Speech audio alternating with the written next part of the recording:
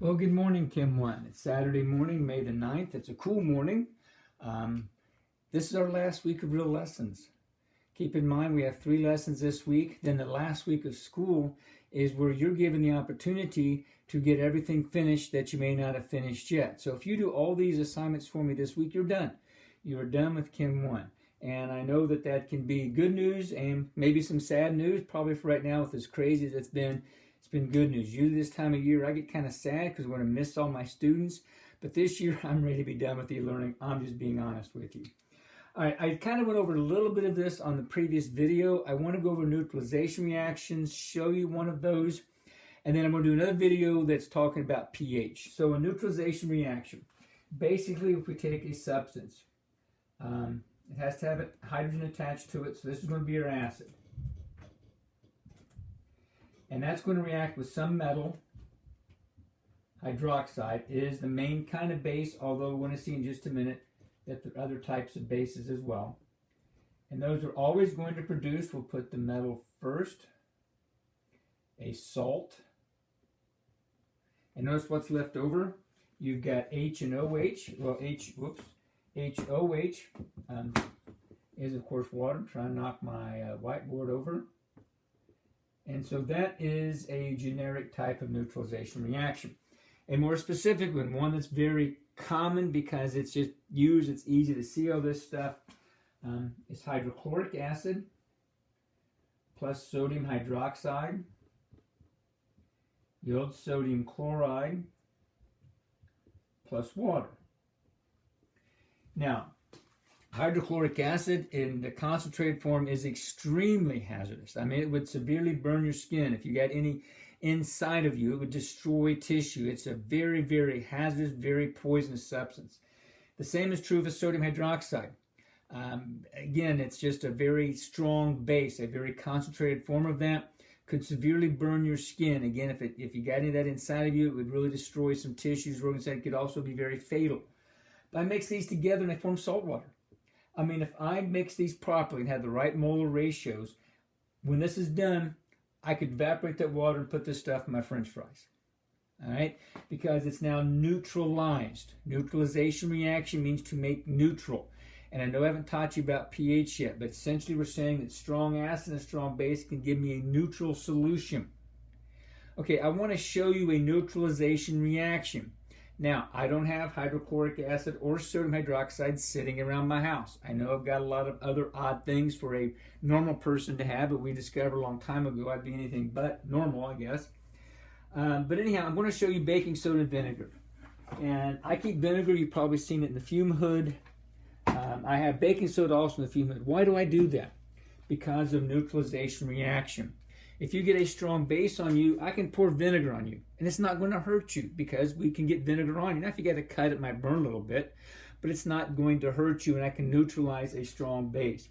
If I get a strong acid on me, I can put baking soda on it. Again, baking soda is not going to hurt me, but it would neutralize the strong acid. So baking soda would neutralize hydrochloric acid, and vinegar would neutralize sodium hydroxide. Okay, that's acids will neutralize bases, bases will neutralize acids. Now, vinegar is, and let me get down here so I can write this better for you, is it's a weak solution of something called HC2H3O2. I should write that over. I apologize. C2, my board's moving so much. Okay, that's acetic acid. If you look on this label, it says 5% acidity. Most vinegars, 5% acetic acid. Baking soda, I don't want to knock this over yet, is sodium hydrogen carbonate. So I mix these two together. Well, I'm going to form a salt. Well, remember, there's a lot of things are salts, not just sodium chloride. So my metal goes with this part, and I form sodium acetate. In fact, if you went into my chemical supply room, you would see that I've got sodium acetate. Now, I already said, I think I mentioned, if not I should have, that a neutralization reaction is a type of double replacement reaction. So what that means is then I should have H go over here with the hydrogen carbonate. And so then I would form That's a terrible looking H. H2CO3. Wait a minute, you said neutralization reactions make water and a salt. And yes, that's very true. In this case here, this breaks down immediately. Okay, it decomposes immediately, and guess what it forms? Water and carbon dioxide. So in this particular example, I'm getting the salt and I'm getting water, just like I said, but I also get carbon dioxide. So some bases don't always have the hydroxide with them. They'll have the carbonate ion. If you get an upset stomach and take a Tums antacid, it has got chalk in it, like chalk you write on the board with. Well, they make it taste nicer, and it has calcium carbonate. So it does the same general reaction to neutralize hydrochloric acid. You get the salt out of it, which in this case would be the calcium chloride, and you get water and then a little carbon dioxide. So let me put on, I don't have my goggles right here, but I do have my safety glasses. So what I've done here is measured a very specific amount of vinegar. And I want to put in the right molar ratio of baking soda in that to neutralize this. And the reaction is very fast. And you can see now it's making carbon dioxide. And I put this in a tray in case some spilled over, but I guess I have it just right so it didn't spill over. Now what's happening is the baking soda is neutralizing the acid, or the acid is neutralizing the baking soda, and it's forming sodium acetate and water and carbon dioxide. Now, some of the carbon dioxide is going to stay in the solution.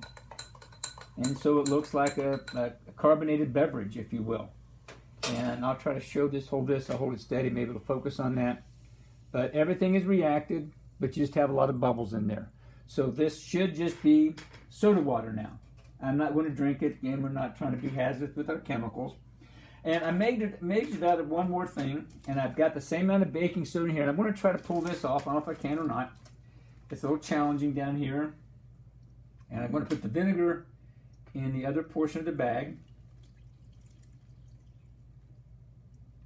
And actually, those of you who signed up for Chem 2 are going to do this experiment next year. Now, it's starting to mix together, so I'm going to try to get it sealed as fast as I can. And my bag's not being very cooperative here. And what you're seeing is then you can see the carbon dioxide inflating the bag. And this is an attempt to kind of show you what happens in an airbag in an auto collision. It's got chemicals that react rapidly and then produce a gas, release a gas, and that inflates the bag and protects you, the occupants in the car. Okay, now I didn't get the bag sealed. It's an old bag I happen to have. And you can see I had trouble getting it sealed in time, and so that's my fault there. But anyhow, you can still see it. It is inflated. It makes a little pillow, and it appears as if, yep, looks like all of it's reacted because I mixed the right ratios together. So that again is a neutralization reaction, an acid plus a base giving us salt and water. There are all kinds of neutralization reactions. There's hydrochloric acid, sulfuric acid, nitric acid, a strong acid. There's acetic acid, as mentioned. Citric acid. You sometimes do neutralization reaction and you make cookies. Okay, so you want your cookies to rise, so you put baking soda in there and some kind of acid will be in there to make them rise a little bit. The carbon dioxide then help make the cookie a little fluffier. If you're making bread, that's a different reaction. It's a yeast plus a sugar reaction that makes carbon dioxide. It's a little bit different reaction. So this is neutralization. So I hope this helps, and I'm going to stop.